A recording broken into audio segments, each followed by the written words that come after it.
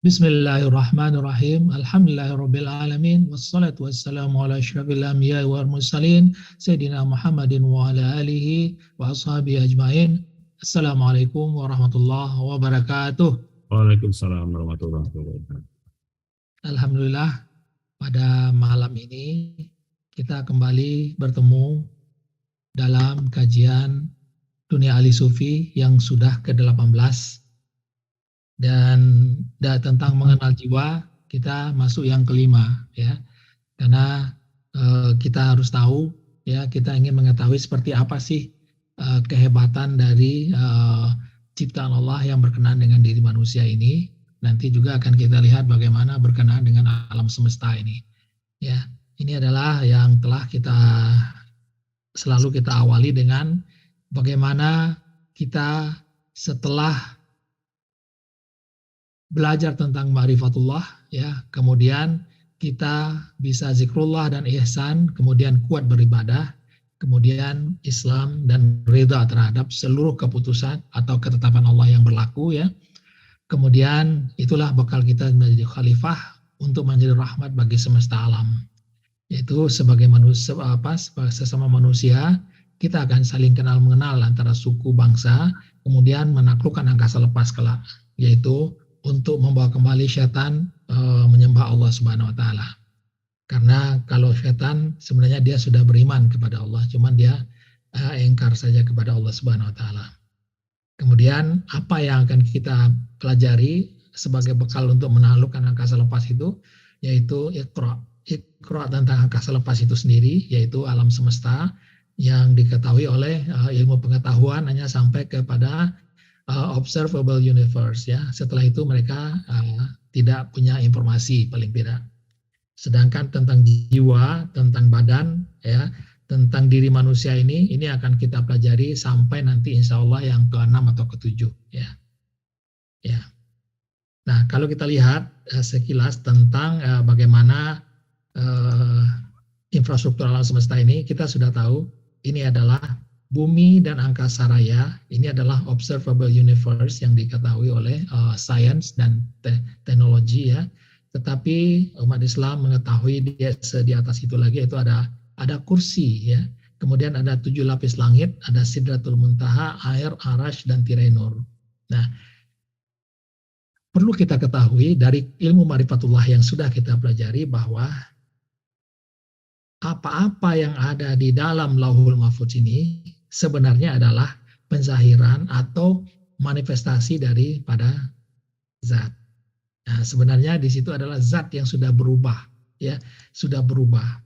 Nah, ini adalah yang di dalam Lauhul Mahfudz ini sendiri zat yang sudah berubah, sedangkan yang di luar Tirainur itu zat yang masih asli. Jadi di sini tetap ada zat, ya, tetapi zatnya sudah berubah sifat, ya, sudah berubah penampilan, sudah berubah keadaan sehingga dia berupa dan berumpama ya. Tapi kita ma'rifatullah tetap mengetahui bahwa di sebalik ini adalah zat. Ya, di dalam ini juga masih ada zat, tetapi sudah tidak dalam keadaan asli. Ya, kemudian zat itu di dalam ini pun ada yang mahalus sebenarnya, ya. Yang mahalus di dalam ini, tetapi dia sudah bersembunyi di dalam menjadi zat. Seperti itu. Nah, ini adalah kepahaman kita. Jadi kita sudah melewati semua ya, sudah melewati Lauhul Mahfudz ini. Sehingga kita tidak perlu lagi kalau di dalam nanti di bagian ke-6 kita akan lihat bagaimana tentang zikrullah ya. Kita tidak perlu lagi ya bergerak dari satu tempat ke tempat lain, naik, atau di dalam ilmu tarekat disebut juga dengan melampaui 7 martabat alam. Nggak perlu lagi kita, ya. Jadi langsung saja bahwa di sebalik ini, ya, ada zat, ya. Sudah langsung kita. Jadi nafikan semua yang ini ada zat. Nafikan zat, di situ ada mahalus. Jadi sudah langsung saja kita, ya. Nah, begitu juga nanti di dalam di dalam memahami manusia, di diri manusia ini, di dalam infrastruktur manusia ini sama saja ya. Ada badan, ada nyawa, kemudian ada roh atau yang berhubungan dengan energi ya. Rasa selalu digendong oleh roh kemana-mana ya. Jadi roh ini adalah menggendong rasa, ya. Kemudian energi roh itu sendiri adalah energi. Nah, ini nanti yang kita pakai di dalam membina kejiwaan nanti, minda rohani. Kemudian di situ ada hati, 3 serangkai yaitu minda, kemudian pendengaran dan penglihatan. Ini 3 serangkai itu tidak pernah terpisah, ya. Tetapi roh dengan hati kadangkala terpisah, kadangkala bersatu. Kalau dia bersatu maka dia sebut jiwa atau spirit.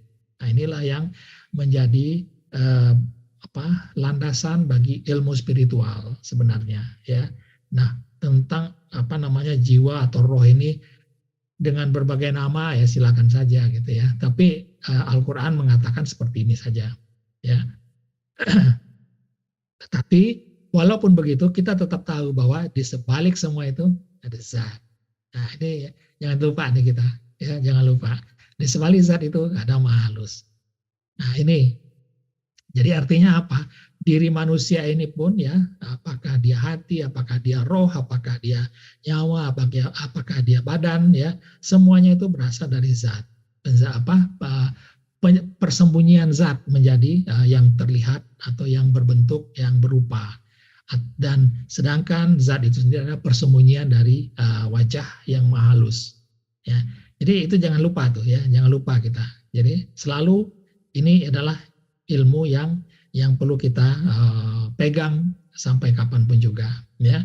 Di sebalik semua ini, di sebalik diri manusia itu ada zat, di sebaliknya ada wajah, ya. Kayak tadi di alam semesta bukan di luar lauh mahfudnya saja, di dalam pun ada, tetapi dia sudah tidak dalam keadaan asli. Karena kalau ingin melihat keadaan aslinya, maka semua bentuk dan rupa itu harus musnah dia. Nah, itu nanti yang akan kita lanjutkan nanti pelajarannya, ya. Nah, maka setelah kita lihat itu, maka inilah hubungan antara jiwa dan raga, ya. Bahwa dikatakan nyawa badan ini adalah jasmani, kemudian otak atau mudghah atau daging. Inilah yang dikatakan oleh Rasulullah, di dalam diri manusia itu ada segumpal daging, ya, segumpal daging atau mudghah. Kalau daging itu baik, maka baiklah seluruhnya keadaan diri manusia itu. Kalau buruk, kalau jelek atau rusak, maka rusaklah seluruh diri manusia itu. Nah, ini adalah otak ini. Kalau ini rusak, maka tidak ada nih koordinasi semua. Badan dengan roh dengan rasa ini tidak ada koordinasi dia, ya, dengan minda, ya. Nah, ini disebut dengan mudghah yang disebut oleh Rasulullah itu adalah otak ini. Kemudian ada yang bolak-balik juga di dalam diri manusia itu, yaitu minda, ya. Minda ini dia berbolak-balik. Dalam kajian yang sebelumnya kita sudah tahu, kadang dia bersih, kadang dia kotor, ya. Kadang dia mendapatkan ilham tentang ketakwaan, kadang dia mendapatkan ilham tentang kefujuran. Nah, bolak-balik itulah yang disebut dia bersifat, sifatnya bolak-balik atau kalbu. Jadi tidak ada hubungannya dengan dada manusia sebenarnya, ya. Karena dada itu adalah tempat pusat dari roh, ya. Roh ini di dalam dada juga ada rasa, ya. Nah, orang terkecoh dengan rasa itu, sehingga rasa yang bolak-balik itu dianggap kalbu di situ, sehingga yang dibersihkan adalah kalbunya atau hatinya atau dadanya, padahal yang dibersihkan adalah minda ini. Nah, itu yang sudah kita bahas sebelumnya, ya. Nah, kemudian bagaimana kita bisa membina kejiwaan? Nah, ini kita adalah masuk kepada membina jiwa, khusus dulu untuk membina jiwa ahli sufi. Ya, kita khususkan di sini, ya. Untuk membina jiwa, ya, ada dua persyaratan utama, yaitu adanya ihsan dan zikrullah. Ihsan ini adalah pengenalan kita kepada Allah, ya, ma'rifatullah, ya. Sedangkan zikrullah adalah mengingat Allah. Dua ini berguna untuk membina kejiwaan tadi yang ada, yaitu tentang ada hati dan ada ruh, ya. Ini gunanya nanti, ya. Bagaimana membina kejiwaan itu dibutuhkan ada ihsan, ada zikrullah. Dua-dua ini dibutuhkan untuk apa? supaya kita bisa beribadah dengan tidak mensyirikkan Allah dengan sesuatu apapun, dengan suatu rupa, dengan suatu umpama dan sebagainya. Nah, ini adalah membina jiwa ahli sufi yang utama. Ya, inilah yang amalan utama ahli sufi. Ya, kalau kita lihat ibadah itu seperti apa, ibadah ahli sufi juga sederhana, ya, yang biasa dikerjakan oleh semua orang, ya, yang tidak membutuhkan sesuatu yang istimewa sekali, ya. Pertama ihsan, zikrullah tadi sudah, ya. Kemudian ada akhlak mulia dan ibadah wajib dan sunnah. Ini saja yang perlu kita lakukan sebenarnya, ya.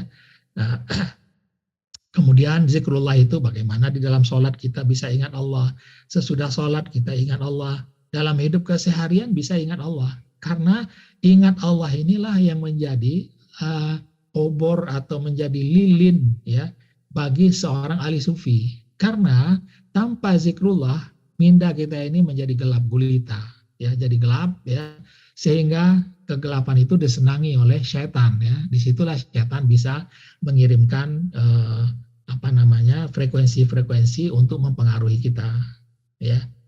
Kemudian dalam zikrullah ini, nah ini yang paling penting itu adalah kita tidak membutuhkan rabitah atau berhala.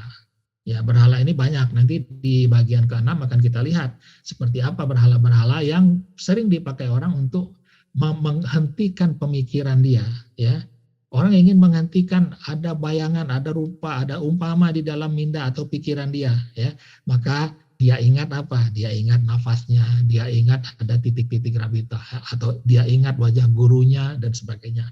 Jadi ini nanti kita lihat lebih dalam di bagian ke-6 nanti. Ya.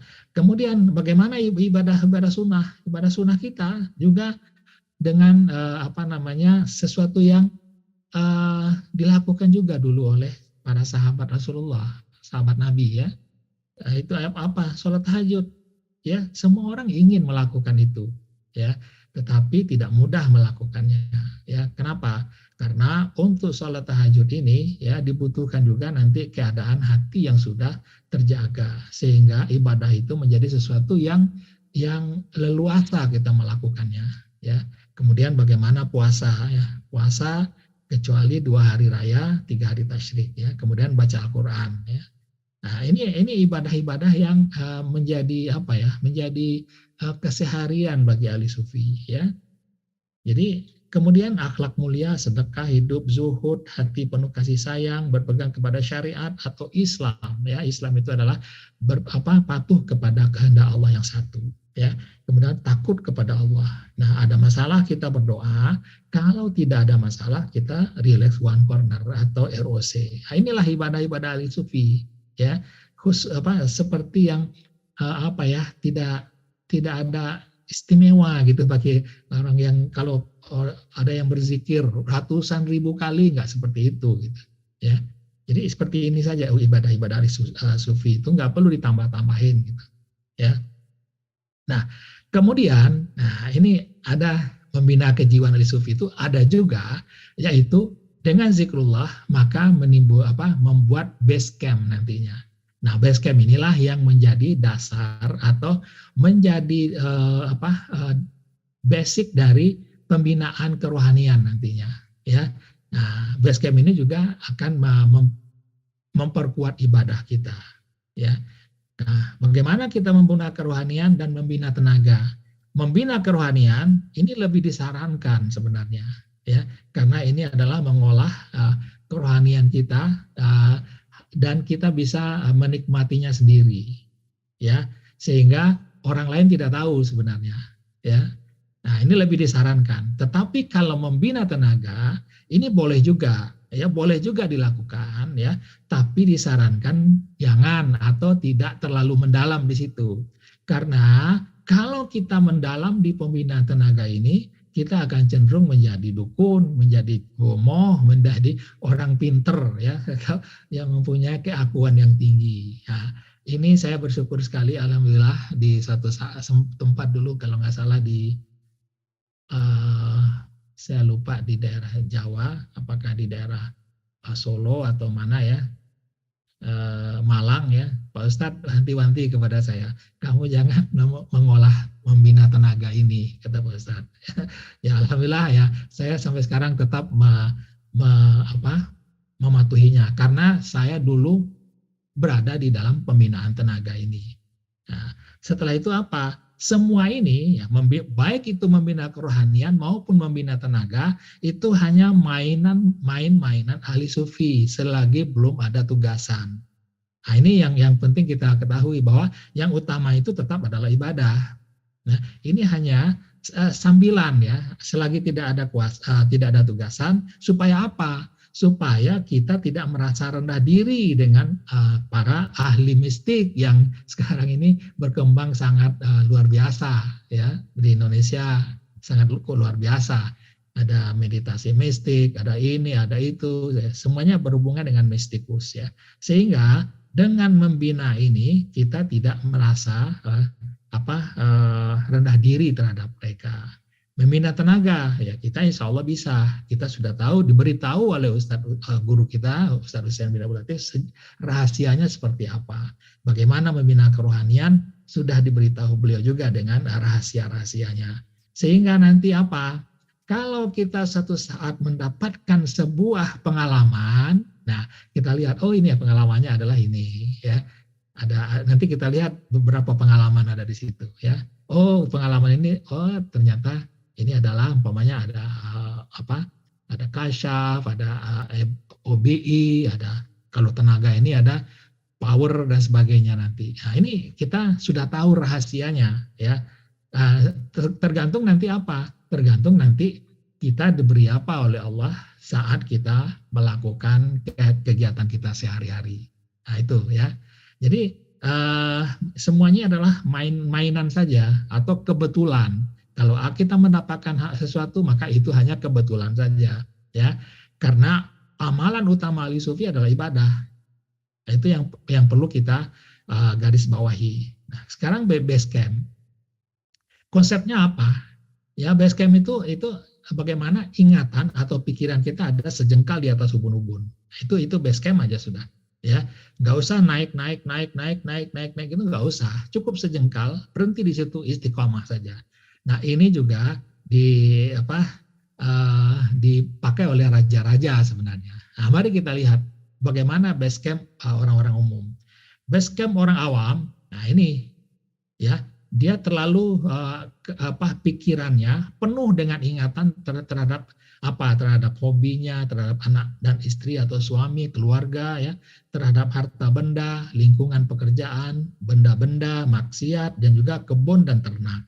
Nah ini adalah dikatakan dalam Al-Quran, wahai orang beriman, janganlah harta dan keluargamu menjadikan kamu lupa dari mengingat Allah. Bismillahirrahmanirrahim ya. Ya ayyuhalladzina amanu la tulhikum amwalakum wala auladukum an dzikrillah. Nah, jadi jangan membuat ini lupa dengan Allah. Ya, kenapa? Kalau kita ingat ini, insya Allah lupa akan kepada Allah, dia langsung seperti itu. Atau apa? Dalam rupa, ya, atau rasa, atau umpama, bunyi-bunyian, ya, jarak, warna, atau huruf. Nah, ini adalah umpama-umpama dan rupa-rupa yang sering berseliweran di dalam pikiran kita, walaupun di dalam sholat sekalipun. Maka orang ingin lepas dari semua ingatan ini. Nah, ini adalah base camp orang umum. Kalau ini adalah base camp sejarah kita dengan belajar dengan guru kita Ustadz Husain, bagaimana kalau kita salah dulu benjol kepala kita. Atau kalau umpamanya Pak Asas Munandar lagi tidur di rumah karena istrinya lagi marah, tiba-tiba dipukul oleh istrinya gitu kan, bangun tidur langsung benjol atau base camp-nya muncul gitu.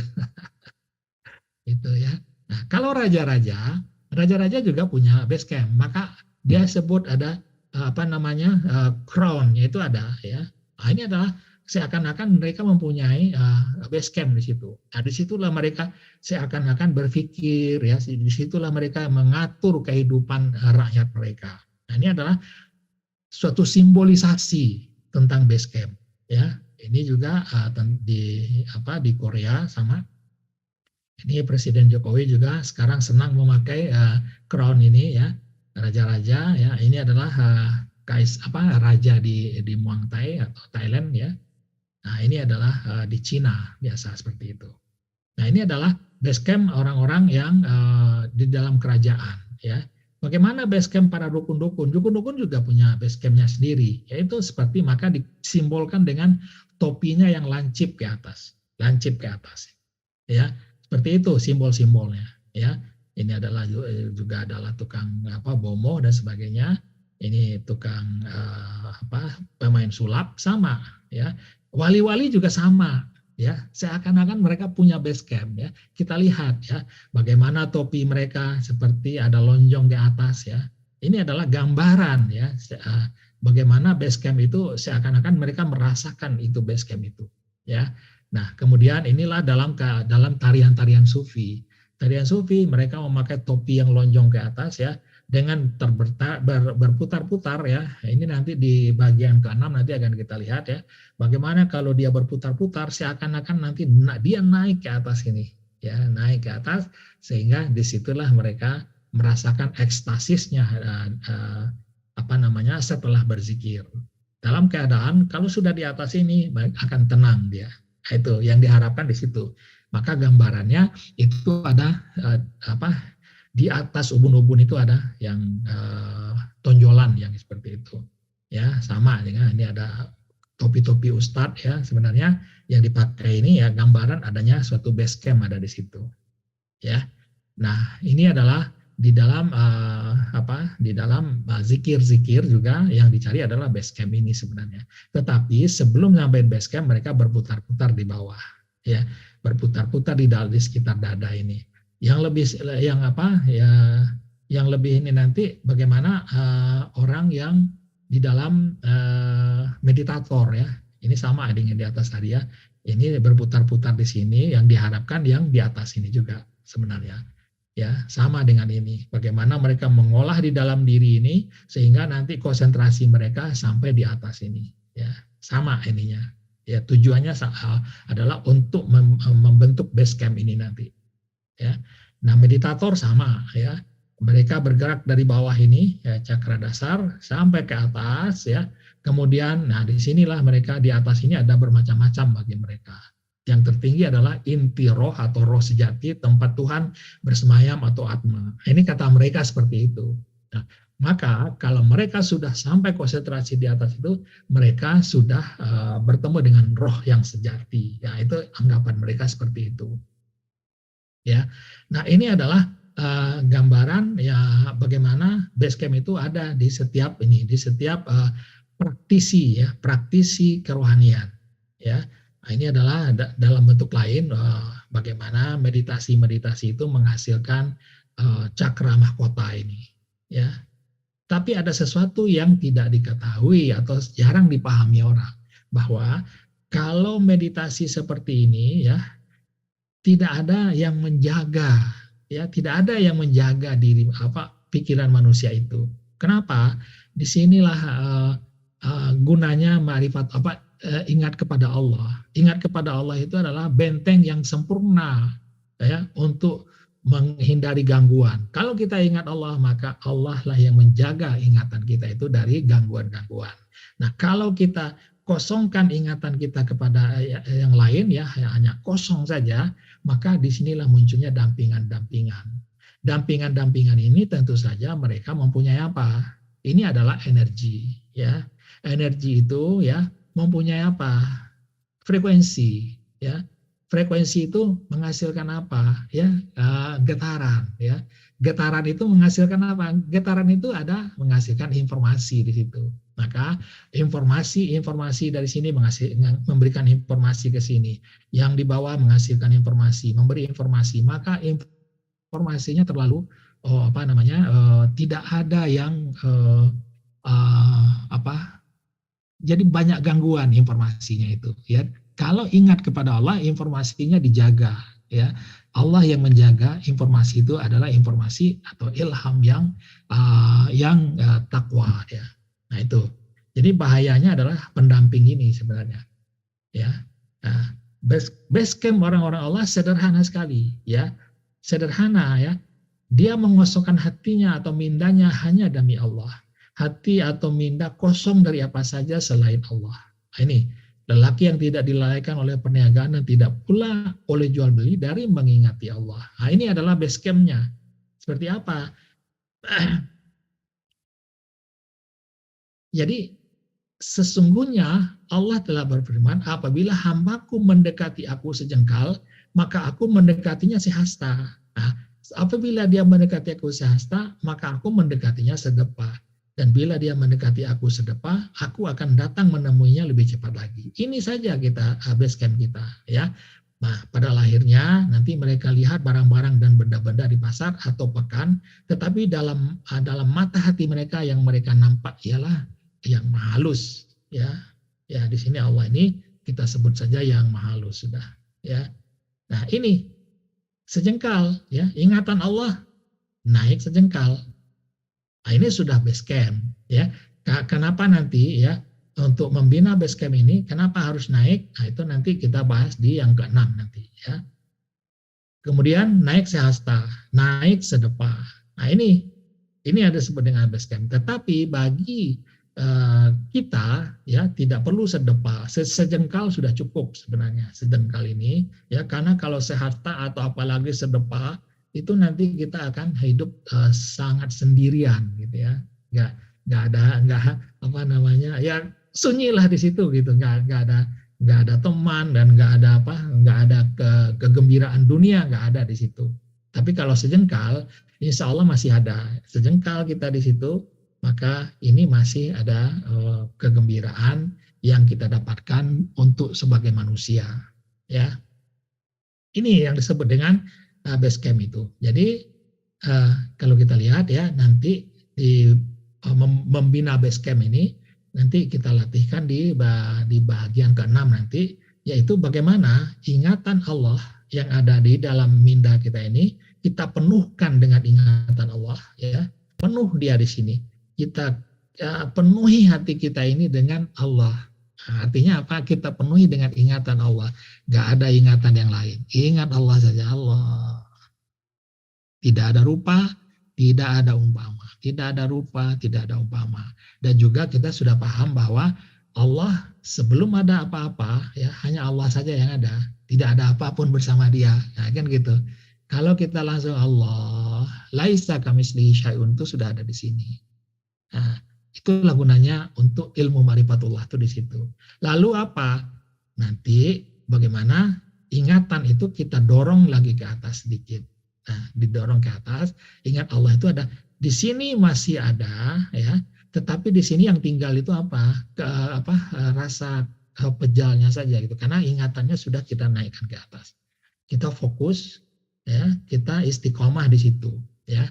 Nah, karena nanti di sinilah disebut nanti balasan Allah itu ada di sini, ya.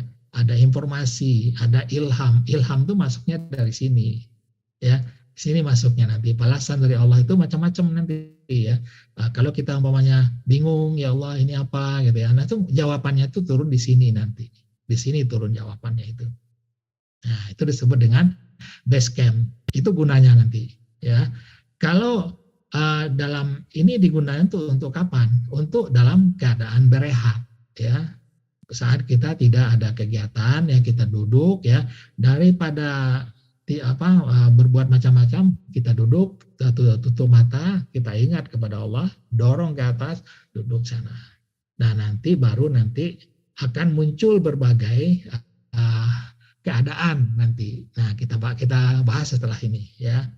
Nah, kalau dalam bekerja, kemudian di dalam kita beraktivitas sehari-hari, ya, kita pakai pintu depan, ya, pintu depan saja kita pakai. Tapi ingatan kepada Allah tetap kita jaga. Ingatan kepada Allah terjaga, tetapi mata kita atau mata kita buka. Mata kita buka. Tetapi karena ingatan kita sudah penuh dengan ingatan Allah, ya, yaitu terasa di sini, ya, ada seperti gel gitu, ya. Nah, ingatan itu, ya, kita pakai saja melihat gitu, ya. Sehingga kadang-kadang yang kita lihat itu hanya sebuah apa ya? Kalau ada bahaya kita menghindar gitu ya. Jadi nggak ada ini, nggak ada penilaian kita. Ya kadang-kadang ini baik atau buruk gitu ya. Kadang-kadang nggak sampai seperti itu dia. Kenapa? Di sini sudah dipenuhi dengan ingatan kepada Allah. Kalau kalau akan celaka, menghindar saja kita sudah. Ya, jadi itu gunanya pintu depan ini. Supaya apa? Supaya kita tidak celaka di dalam kehidupan sehari-hari. Ya, ada bahaya kita menghindar, ada paku ya kita di jalan kita ambil kita buang kan gitu ya. Kalau kita menyetir juga kita tahu kapan kita akan menghindar atau berbelok, kapan kita akan mengerem dan sebagainya. Nah, ini adalah pintu depan. Nah, ini adalah gambaran yang sangat bagus ya. Saya senang sekali dengan gambar ini. Bagaimana orang yang sudah ingat kepada Allah, dia menjunjung ingatan Allah kapanpun, kemanapun dia berada. Sedangkan orang yang tidak ingat kepada Allah, dia menjunjung harta bendanya, menjunjung permasalahannya, menjunjung anaknya, menjunjung istrinya atau keluarganya, ya. Menjunjung hobinya, ya. Semua di sini. Sehingga mereka berada dalam kecemasan, selalu berada dalam kecemasan. Tetapi orang ingat kepada Allah, dia akan berada dalam ketentraman. Allah menjamin ya, hanya dengan ingat kepada Allah lah kalian akan menjadi tentram. Nah, ini adalah konsep dari base camp ya. Nah, sekarang kita lihat bagaimana membina kerohanian. Nah, nanti baru kita lihat nanti bina tenaga ya, bina kerohanian ya. Ini lebih disarankan ya. Membina kerohanian ya, itu ada dalam setelah base camp-nya ada ya, kemudian disitulah nanti akan muncul berbagai keadaan yang bisa kita alami ya. Ada beberapa yang sudah mengalami ini, ya, tapi ada yang belum ya. Mata ketiga contohnya itu sulit ya, nggak mudah ya. Kemudian apalagi ya keluar roh ini kadang-kadang juga susah ya. Tetapi kita sudah tahu ilmunya ya. Kemudian kasyaf ya, fana. Nah, mari kita lihat satu persatu membina kerohanian ini ya. Ini kita lihat ya. Base camp tadi sudah ya. Kemudian kalau nih ya, kita lihat dulu fana ini ya. Fana ini menurut ahli sufi ya, bukan menurut ahli tarekat ya. Ahli sufi, fana itu artinya apa? Apabila roh naik dan bersatu dengan hati, ya, dan itu terjadi di mana? Di dalam ini, ya, di atas base camp ini atau di atas ubun-ubun ini, maka kefanaan terjadi dan kita rasa duduk di kepala kita serta jasad dari leher ke bawah rasanya hilang atau tidak terasa. Inilah juga disebut dengan relax one corner. Nah, sebaiknya melakukan ini adalah dengan kalau dulu Ustadz kita menyarankan dengan duduk bersimpuh ya, tapi ternyata duduk bersimpuh itu cukup berbahaya ya. Maka kalau saya sekarang melakukannya dengan duduk bersila ya, duduk bersila, tetapi dengan memakai bantal ya, duduk bersila pakai bantal ya, sehingga kaki ini tidak terlalu ada yang tidak ditindih ya, dia seperti duduk bersila begini saja ya. Lama-lama memang pertama dia akan terasa semutan dan sebagainya ya, biarkan saja gitu ya. Setelah itu dia nggak kerasa lagi yang di bawah ini, biarkan saja ya. Kita tetap fokus ingat kepada Allah, ya. Tidak mempedulikan lagi tubuhnya. Nah, biarkan nanti roh ini dia akan naik sendiri dia ke atas. Kalau dia sudah naik ke atas, maka tidak terasa lagi di bawah ini. Nah, itu yang membuat orang bisa duduk ya 1 jam, 2 jam nanti. Ya, nah, ini dia. Ya, roh naik ke dalam minda, terus naik ke atas base camp. Nah, itu seperti itu dia. Ya, nah ini disebut dengan keadaan fana atau ROC ya, relax one corner aja ya. Kita nggak karena nggak ada pekerjaan soalnya ya. Kita lagi paling enak itu ya setelah habis asar kalau nggak ada kerjaan gitu ya, duduk seperti itu, atau habis subuh ya, duduklah seperti itu ya, sehingga lama-lama memang kita bisa merasakan kita duduk ya seperti terlepas dari apa namanya jasad kita ya. Nah ini dia ya seperti duduk di atas ya, tekan ke atas ya. Terus yang berikutnya adalah bagaimana yang disebut dengan apa keadaan hal atau alam sakinah dunia maya. Jiwa dibawa ke suatu tempat yang asing atau tempat yang pernah dikunjungi ya. Ya seperti ada saja gitu, ada gambaran di situ ya. Tapi kita tetap hanya menikmati saja, ingatan kepada Allahnya tetap ada ya. Ini hanya diperlihatkan saja ya, dibawa ke suatu tempat ke tempat lain ya. Macam-macam ini keadaannya ya.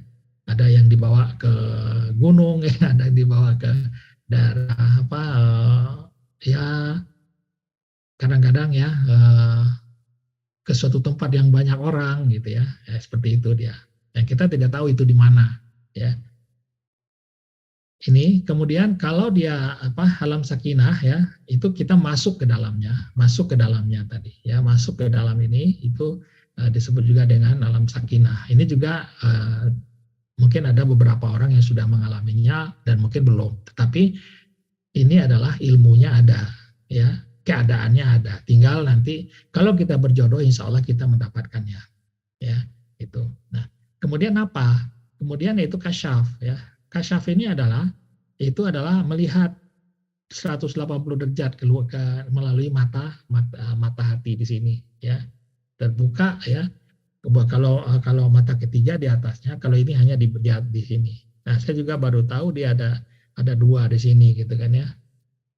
Ya dulu kan apa cakra asna kata orang-orang ya, tapi ternyata ada keadaan seperti ini ya. Nah disinilah kita nanti bisa melihat hal-hal yang tidak terlihat dengan mata ya, tapi ini hanya melihat 180 derajat ke depan saja, dia tidak bisa melihat ke belakang ya.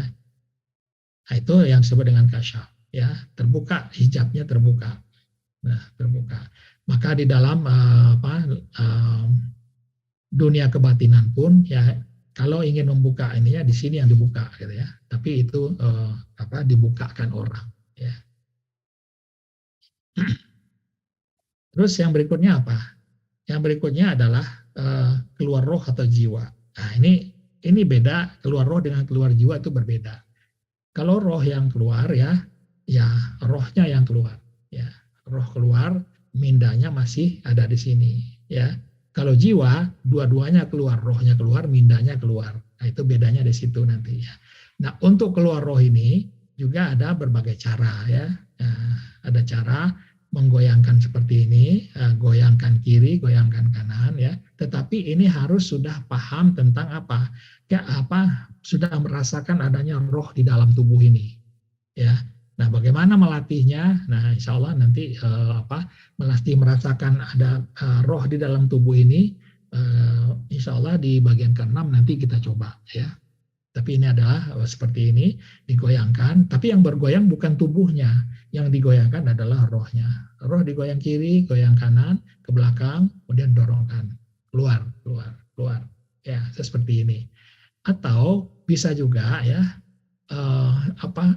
Keadaan mataku tidur, hatiku tidak, bisa didapatkan dulu. Artinya apa? Roh minda ingat kepada Allah, dia sudah ada di base campnya sudah ada gitu ya. Ini sudah ingat Allah, tapi tubuhnya biarkan istirahat total ya, tidak boleh bergerak sedikit pun ya. Dari ujung kaki sampai ke ujung kepala ini tidak bergerak ya, karena kalau bergerak ruhnya ikut aktif, padahal tujuan kita adalah mengistirahatkan roh sehingga roh itu mengecil ya. Kalau di dalam tidak ingat kepada Allah ya, biasanya ya ada tes dari tubuh ini. Tesnya gimana? Ada keinginan kita untuk berbalik ya, memutar tubuh ke kiri atau memutar tubuh ke kanan. Nah, itu untuk ngetes apakah mindanya ini sudah tidur gitu ya sebenarnya. itu yang sering kayak kejadian, sehingga begitu balik langsung ngorok ya, begitu memutar ke kiri atau ke kanan langsung ngorok tidur ya. Nah, ini biasanya adalah dengan ingat Allah dan lebih baik tertelentang ya, telentang itu yang bisa menjaga ingatan Allah. Lama-lama ini mengecil ya, ruh mengecil, dan baru ruh yang mengecil itu diperintahkan oleh minda ya, keluar keluar keluar. Nah, itu bisa juga seperti itu ya. Atau yang berikutnya adalah dengan proyeksi ya, mindanya sudah keluar dulu di ruang tamu atau di mana ya, keluar di ruang tamu ya, duduk di situ ya, baru ikut dia rohnya dipanggil ikut. Nah, ada berbagai cara lah di situ ya untuk mendapatkan ini ya. Dan ini pun nggak perlu dipaksa-paksakan. Kalau nggak bisa ya sudah gitu ya, nggak usah dicari-cari yang jadi bikin kita stres juga gitu. Nah ini dia ya. Kalau keluar roh itu ada di atas badan kita ya. Kemudian mindanya melihat roh itu ya di atas. Tetapi kalau keluar jiwa, mindanya ikut keluar. Itu aja bedanya. Keluar roh dengan keluar jiwa itu bedanya ya. Kalau roh keluar, maka rohnya yang keluar naik ya. Kemudian mindanya masih bersama kepada jasad. Sedangkan kalau keluar jiwa ya, itu mindanya sudah ikut kepada roh di atas. Sehingga kalau di bawah dilihat itu ada jasadnya tertidur. Nah, ini juga banyak dialami orang saat keadaan yang mendesak ya, keadaan mau operasi dan sebagainya, ketakutan sebagainya, keadaannya seperti ini ya. Nah, ini bedanya keluar roh dan keluar jiwa ya. Kemudian bagaimana dengan wisata jiwa? Wisata jiwa ini adalah bagaimana kita memproyeksikan ya, proyeksi ya, contohnya ke awan ya. Nah, kemudian atau ya kalau yang sudah pernah ke Masjid Nabawi ya, kalau sudah jiwanya sudah keluar ya, maka jiwanya berkata Nabawi ya, langsung kita ke sana, duduk di sana ya, nanti waktu tidak akan terasa di situ ya. Nah, ini nanti silahkan dialami sendirilah. Ini nggak perlu diceritakan gitu ya. Alami sendiri ya. Kemudian ya nikmati aja sendiri. Ya. Kemudian kalau tidak ke Masjidil Haram. Dua ini aja cukup lah. Dua ini cukup ya. Dua ini cukup. Ya. Yang lain-lain kalau saya dulu waktu di tarekat datang ke rumah macam-macam gitu ya.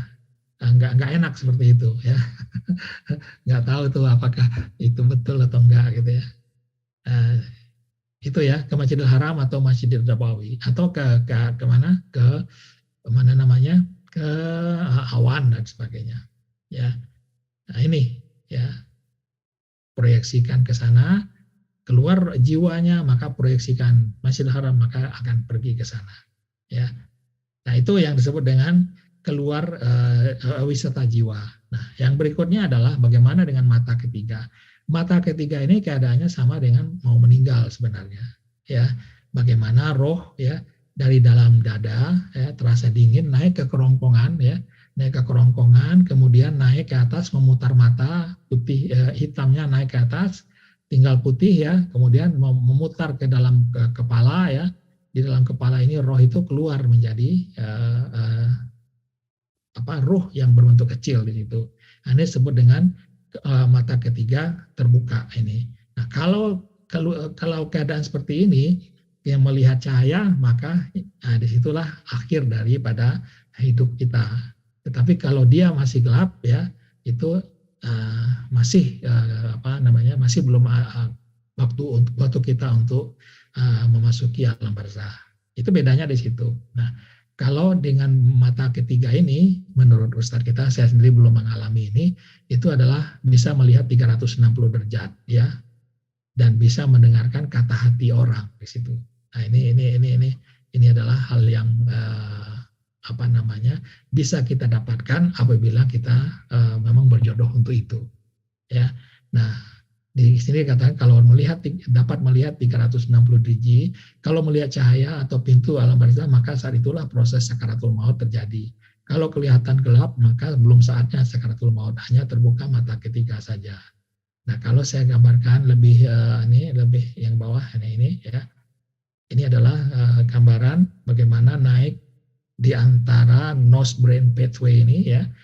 Rohnya naik, kemudian memutar mata, ya, membalikkan mata, balik ke belakang ya, rohnya kemudian terbuka mata ketiga. Nah, ini dia mata ketiga. Kalau mata kasyaf itu di bawah 2 tadi, bedanya di situ. Ya. Nah, itu berbagai keadaan ya. Maka kalau menurut pendapat saya terbuka mata ketiga inilah yang mungkin menurut yang di tarekat itu disebut dengan mati sebelum mati, mungkin seperti itu, saya nggak tahu juga ya. Karena mata ketiga ini didapatkan hampir sama prosesnya dengan proses meninggal. Nah itu ya, ini adalah beberapa keadaan yang bisa didapatkan dengan dalam membina kerohanian kita. Ini lebih cenderung kepada keadaan yang kita dapatkan sendiri ya. Nah, ini akan berbeda dengan membina tenaga. Kalau membina tenaga, nah ini lebih cenderung kepada pamer ya. Bisa pamer, bisa berhadapan dengan orang luar. Nah, membina tenaga itu bisa dengan spiritual energi, menghasilkan spiritual energi ya, bisa ESP, telepati atau levitasi, itu terangkat tubuh dari tanah ya. Ini pernah saya tonton juga videonya bagaimana pendeta Buddha di pegunungan Himalaya ya, itu memang terangkat tubuhnya dari tempat dia duduk itu ya, ternyata bisa gitu ya. Kemudian mental power dan pengobatan atau terapi zikrullah. Nah, terapi zikrullah ini dulu mungkin beberapa tahun yang lalu pernah diajarkan oleh Ustadz Hussein bin Abdul Latif kepada kita. Tetapi pada setelah itu izin untuk menggunakannya kembali belum didapatkan. Ya, mungkin kalau untuk sendiri sih masih bisa dipakai insya Allah. Ya, tapi kalau untuk dipakai untuk orang lain jangan dulu. Ya, mari kita lihat membina tenaga ini seperti apa. Hal yang penting untuk diketahui adalah tenaga ini berasal dari kuasa roh. Nah, ini yang paling penting ya. Roh itu adalah kuasa atau tenaga. Nah, pintunya adalah dari belakang kepala ini ya. Dan saya coba memang lebih enak masuknya dari belakang kepala ini ke atas ya. Tenaga atau power naik dan ditekan dari belakang kepala naik ke ubun-ubun. Dulu sebelum itu saya menaikkannya dari mana? Dari dalam dada. Dari dalam dada ke atas. Tetapi ternyata dada ini tidak kuat ya untuk menahan kekuatan tenaga yang berasal dari pusat roh di dalam dada. Maka kalau kita mencoba menaikkan dari dalam dada ke atas, maka seperti orang tercekek gitu.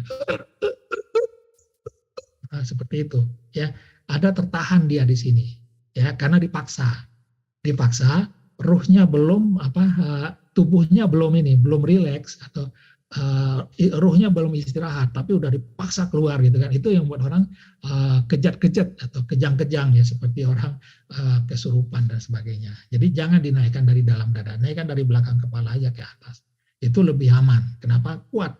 Ya, kepala kita tuh kuat untuk menerima kekuatan roh itu. Nah, kalau nanti sudah bisa dilakukan seperti itu, tidak heran ya. Ada orang yang kalau sudah mengalami itu tiba-tiba dia lampu di dekat dia pecah gitu ya. Nah, dulu sahabat saya pernah dia katanya begitu dia fokus seperti itu komputernya pecah gitu. Nah, dia mengatakan begitu dulu. Ya, itu adalah disebut dengan membina tenaga. Nah, ini dia dari belakang kepala masuk ke dalam, naik ke atas, dorong ke atas. Ya, nah, tekan ke atas istiqomah dan ubun-ubun akan terasa keras. Ini saja cukup ya. Apalagi kalau sudah bisa naik ke ubun-ubun ke atas. Nah, kenapa ditekan ke atas ya? Karena kalau fokusnya tetap di dalam kepala ini, maka dia tidak fokus dia, ya tidak fokus. Ini, contohnya ini, nah ini. Kalau tidak terfokus itu kuasa itu tidak terfokus kalau fokus kita di dalam kepala. Tapi kalau sudah di luar kepala, di atas ubun-ubun, maka dia seperti terfokus seperti ini, ya. kuasanya terfokus. Bedanya ini fokus kita atau pandangan mata hati kita ada di dalam kepala, maka dia cahayanya merambang, ya, merambang. Kalau dia di atas, maka dia fokus seperti ini. Dan inilah yang tenaga yang bisa dipakai itu untuk berbagai keadaan tadi. Ya, nah kalau kita lihat tadi ya, ini adalah pelatihannya ya. Nah lama-lama dia akan naik ke atas seperti ini. Ingatan itu di sini saja sekarang. Ya, ini yang menjadi base camp. Nah ya. Nah, bagaimana penggunaannya? Nah, penggunaannya bermacam-macam ya. Pembina tenaga ini penggunaannya macam-macam. ESP telepati ya. Ini boleh dicoba ya. Ini boleh dicoba nih ya. Kepada siapa? Boleh kepada anak atau kepada ini. Minta dibelikan makanan atau apa ya. Itu ini hanya coba-coba saja ya. Ini seperti ini masih bisa lah dipakai gitu ya. Kemudian yang ini ya. Ini memang agak sulit ya. Karena dia membutuhkan apa? Membutuhkan tenaga yang fokus tadi itu sudah terasa betul, sehingga dia ditekan ke bawah, tubuh akan naik. Ya, nah ini dianggap betul kalau dia melihat ke bawah seperti ini. Ya, kalau melihat ke bawah seperti ini ya, maka itu betul ya, tenaganya ditekan ke bawah. Tapi kalau dia melihat ke atas ya, itu tidak betul dia. Ya. Mungkin itu atas bantuan dari jin dan sebagainya. Ya, nah ini adalah levitasi atau terapung. Ya, dan berbagai cara juga bisa dilakukan seperti ini ya dengan meditasi Hindu ya sama ya. Tenaga juga yang dihasilkan. Ya. Setelah itu ini ESP telepati yang tadi ya. Bagaimana komunikasi orang India dulu sering berkomunikasi dengan telepati ini ya. Nenek moyang kita pun sering ya, sebelum ada telepon ya, sebelum ada HP mungkin sering berkomunikasi dengan ini. Sama dulu juga dengan waktu saya masih kuliah atau SMA ya, jauh dari orang tua ya. Kemudian kita ingat orang tua atau orang tua ingat kita, tiba-tiba ya sama perasaannya gitu ya. Tiba-tiba pergi ke telepon umum ya, kita telepon orang tua.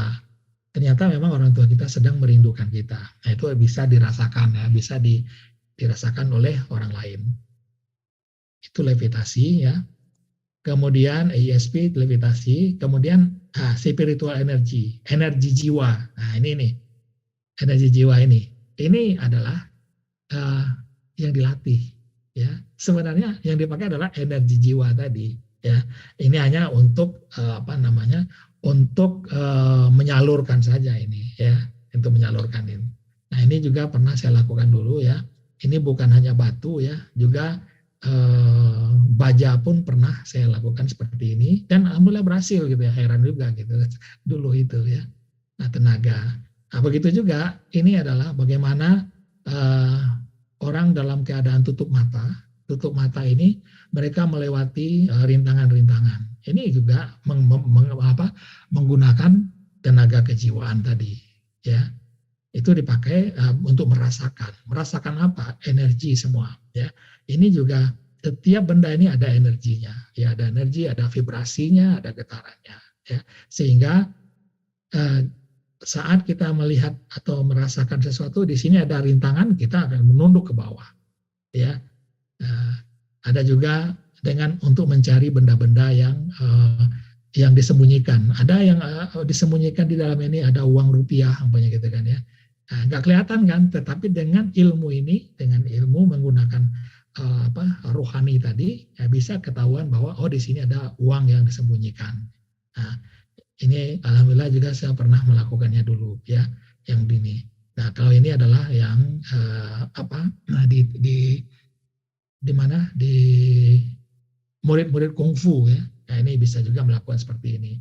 Jadi tenaga ruh tadi dia bawa kepada tempat-tempat di sini sehingga ini menjadi apa? Tahan terhadap benda-benda tajam. Nah, ini adalah kehebatan dari tenaga ruh itu. Ya, ini juga ilmu kontak dan sebagainya, ini seperti memakai ilmu roh juga. Ya. Terus yang berikutnya apa? Yang berikutnya adalah mental power. Ini sama nih. Ini adalah bagaimana memakai tenaga yang roh itu ya disalurkan lewat mata, ya bisa membengkokkan sendok ya, membengkokkan sendok ini. Ya, ini juga bisa dilakukan di rumah. Ya, tetapi ya saya sekarang tidak melakukan hal yang berkenaan dengan power ini. Saya lebih cenderung melakukannya apa? Pembinaan kejiwaan saja. Ya, nah ini bisa dilakukan. Nah ini berikutnya adalah bagaimana spiritual healing. Nah ini juga bisa dilakukan. Kalau terapi zikrullah ya masih saya insya Allah masih memakainya untuk diri sendiri. Ya masih, tapi syaratnya adalah apa? Syaratnya adalah kalau ingin mencoba mengajarkan orang lain, syaratnya adalah orang itu harus diajarkan marifatullah dulu. Setelah marifatullah baru diajak zikrullah. Nah ini sekitar awal tahun saya pernah melakukannya kepada satu orang ya. Dia sudah 1 tahun berobat terus. 1 tahun dia berobat terus ya, dan tidak jelas penyakitnya apa ya. Cuman dia merasa ini ibu-ibu ya, dia merasa tidak ada kontak batin apapun dengan anaknya. Anaknya dibiarkan, dia juga tidak merawat tubuhnya, dia pergi berjalan kemana gitu. Nah istri saya membawa dia ke rumah ya, kemudian saya coba dengan terapi zikrullah 2 kali saja terapi zikrullah, alhamdulillah sekarang itu dia ya sudah normal kembali gitu. Nah ini eksperimen saja yang saya lakukan gitu ya. Nah ini adalah kalau dengan cara seperti ini lebih kepada penyaluran tenaga atau merasakan tenaga kita, menyalurkan tenaga kita kepada orang lain ya. Ini adalah salah satu yang disebut juga dengan spiritual healing yang juga menggunakan tenaga rohani. Nah itu. Nah itulah beberapa yang bisa saya sampaikan untuk saat ini ya, bagaimana kita bisa membina tenaga dan juga bisa membina kerohanian ya.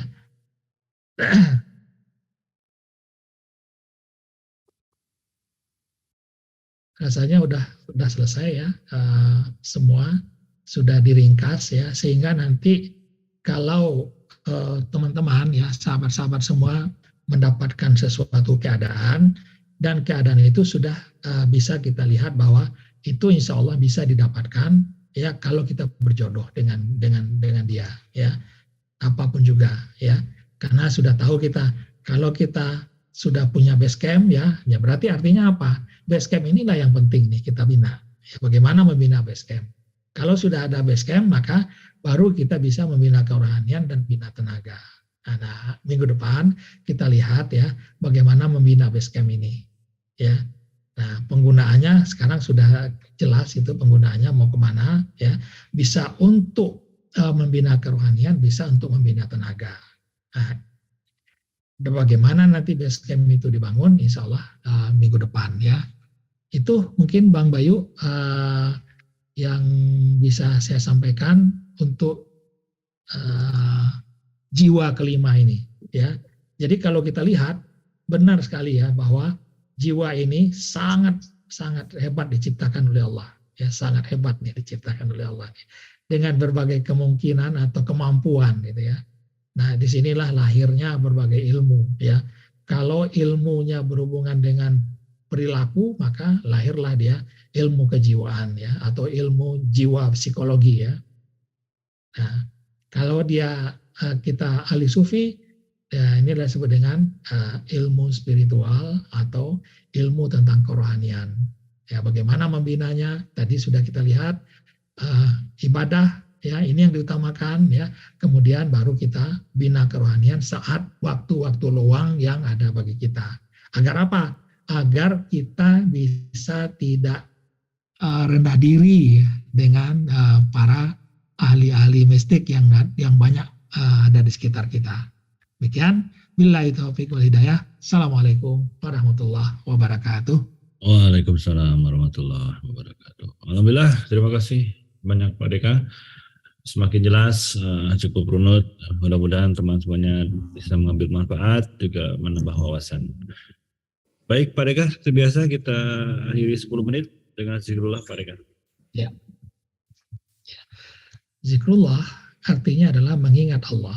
Ya, mengingat Allah ada di dalam minda kita. Ya, bagaimana mengingat Allah? Ya, kita ingat saja Allah, dan kita sudah tahu bahwa kita langsung balik ke pangkal jalan. Ya, balik ke pangkal jalan. Apa balik ke pangkal jalan itu? Sebelum ada apa-apa, hanya Allah saja yang ada. Tidak ada apapun bersamanya, hanya Dia yang ada. Maka kita tidak akan berjalan lagi, tidak akan pergi-pergi kemana, ya, tidak akan melampaui alam-alam, enggak lagi. Kita langsung Allah, ingat Allah di dalam, ya. Nah, di dalam ini yang pertama, yang paling enak itu adalah ingat di belakang.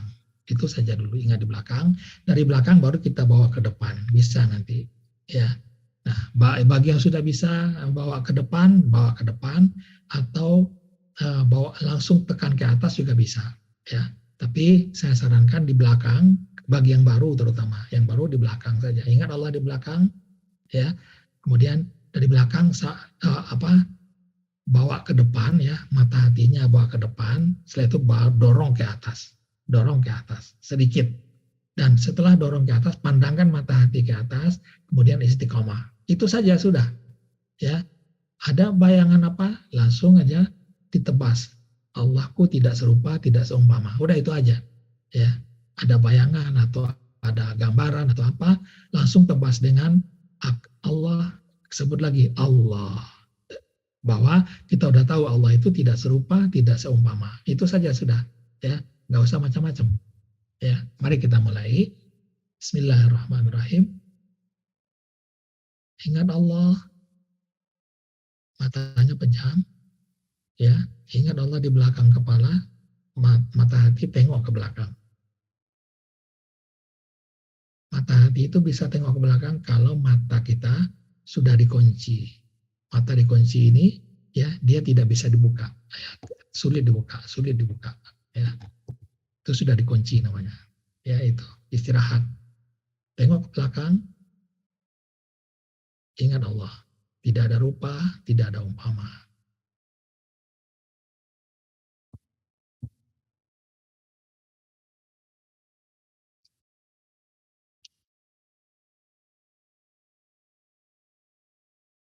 Mata hati tengokkan ke depan, ke corong mata. Otomatis ingatan akan memenuhi pikiran kita atau minda kita atau batok kepala kita ini. Penuh dia. Kalau buka mata akan terhalang. Nah, itu betul. Sekarang ingatan Allah itu sudah penuh di dalam kepala kita. Penuh ingatan Allah. Jangan ingat yang lain. Kalau ada halangan, panggil lagi Allah. Sekali aja. Kalau ada yang sudah bisa dorong ke atas, dorong ke atas sedikit, di atas ubun-ubun, mata hati langsung tujukan kepada ingatan di situ. Ingatan Allah itu ada di atas ubun-ubun sekarang. Allah. Istiqomah.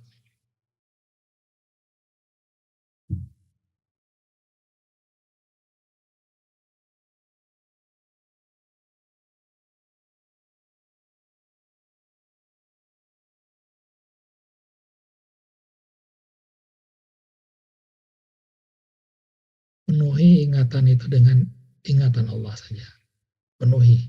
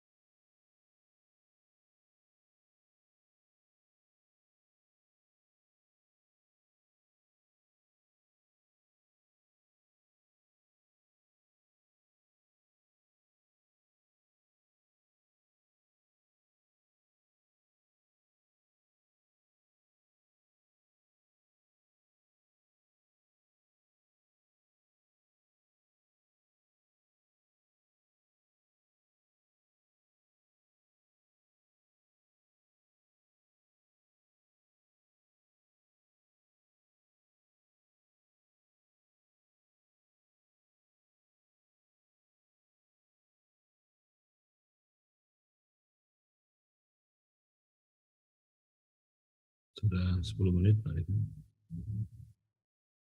Ya, alhamdulillah kita sudah selesai membahas tentang dunia ahli sufi bagian ke-18 dan jiwa yang kelima, ya, tentang pembinaan kerohanian dan pembinaan tenaga. Insya Allah minggu depan kita lebih khusus tentang bagaimana membina base camp nanti. Demikian. Billahi taufiq wal hidayah. Assalamualaikum warahmatullahi wabarakatuh.